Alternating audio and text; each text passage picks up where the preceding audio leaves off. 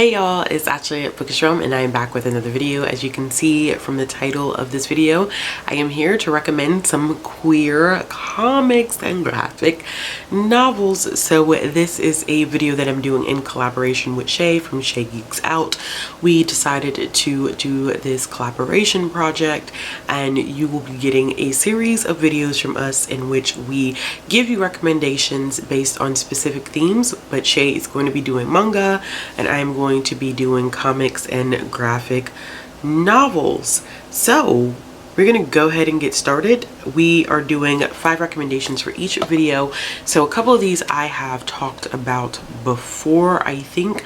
Some of them not so much. So we're gonna go ahead and dive into our list. So the first one that I have on here is Heavy Vinyl by Carly Usdin. And this is one that I don't think I've talked about a lot on my channel, but it is a great comic book series that focuses on a character by the name of Chris that is working at this record shop. It takes place in the 90s and she is asked to be a part of this like underground group that does some detective work after a rock star ends up going missing. I think what's so beautiful about this one is that there is a huge emphasis on music and a love of music. It takes place in the 90s, so there's a lot of great like pop culture references that I absolutely love. There's this exploration of like first love, new love, infatuation, and being queer and possibly falling in love with someone and you don't know if they're queer or not. It was just really done well. I know that there is like a second trade of this, but I have not read it yet. The artwork is amazing. If you're into music, you're into pop culture references, specifically those from the 90s, you like a little bit of mystery. If you like Josie and the Pussycats, because I've seen a couple people kind of reference this as being somewhat similar to that.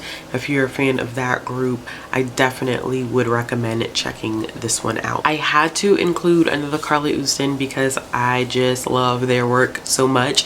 So Carly Usdin also did Avant-Guards, and I have read 2 out of the 3 trades of Avant-Guards. Now this one of course is a little different than Heavy Vinyl. This one actually focuses on a group of individuals that go to this university and they're all a part of this basketball team. The first volume of this specifically focuses on one main character as they try to navigate going to the school. They're very reluctant on being a part of this basketball team. They actually don't want to do it, and then they're recruited by another main character, and there may or may not be a relationship between these 2 characters. It is amazing watching them just kind of develop and blossom together, and it also takes the opportunity to focus on the other characters as well. So there's a lot of great queer representation in this comic as a whole. I love the art style. I just think that it works very well with the story. Like I said, the first volume specifically focuses on one character and their journey in kind of going to this university, and then the second trade actually gives us insight to every single character, so we get kind of some one-on-one time with each character, which is awesome and great and really fun to do when you are reading a comic that is more like slice of life and very much so heavy on character development. I'm glad that Carly Usdin made the decision to do that. I couldn't make this list without including Bingo Love by T. Franklin. Now this one of course is one that I think a lot of people in booktube have read or have at least heard of this one. I love Bingo Love for a variety of different reasons. I think that this one of course is great sapphic romance that takes place. It's great representation of Black queer women, which we don't necessarily always get, and this is one that actually takes place over the span of 2 characters' lives, which I think I like stuff like that where I actually get to see every aspect of their life as they age. And it's about these 2 Black women who end up really falling in love when they're teens, and of course they're discovered and it is not acceptable. I think it probably starts like in the 60s, and they're separated. They end up finding each other again. They find each other again, and both of these women have actually moved on and have married and have had children, so they have to figure out what do they do now, considering that each has kind of started their own life, and how do you get back to where you were before.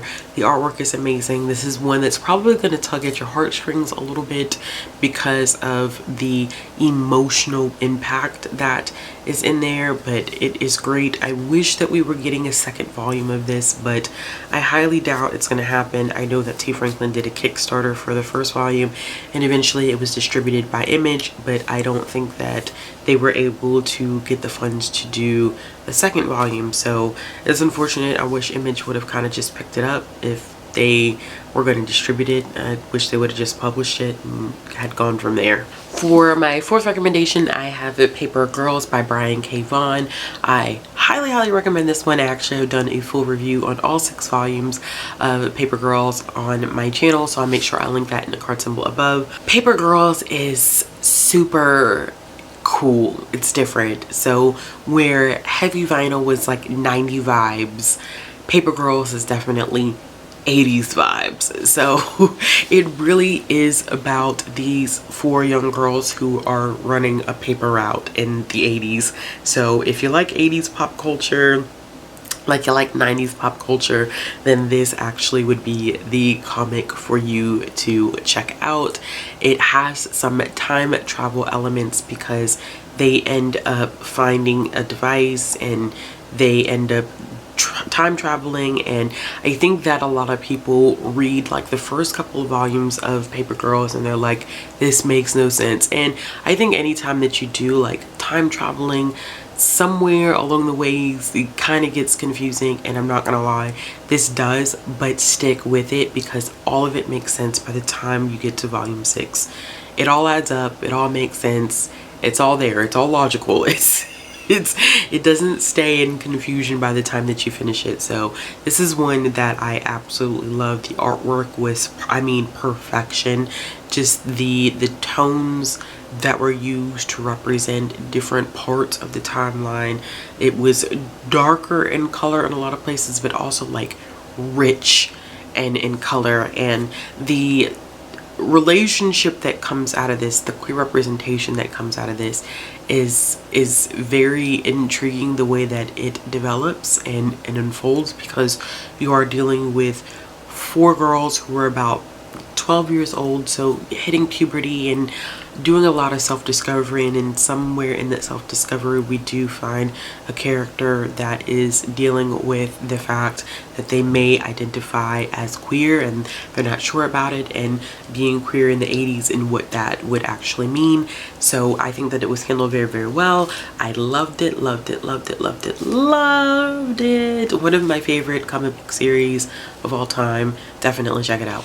And the last one that I have to include, of course, is going to be Check Please by Ngozi Ukazu. Now, of course, most BookTube has read Check Please, but listen, just in case you're like that one person who has not read Check Please, definitely read it. Focuses on a character by the name of Eric, and Eric is this vlogger extraordinaire.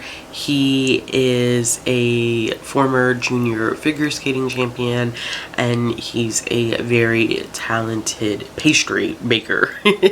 But he ends up going to this university and he's a freshman, and he ends up playing hockey, but it's completely different than what he's used to, and there's this thing called checking in hockey, which I actually didn't know that that was what it was based on until I read it. And I know a lot of y'all were telling me about checking, and he has a difficult time dealing with the process of checking. And then, you know, he clearly is attracted to his team captain by the name of Jack, and this first book covers the freshman and sophomore years at this school, but it is the sweetest and cutest thing that I've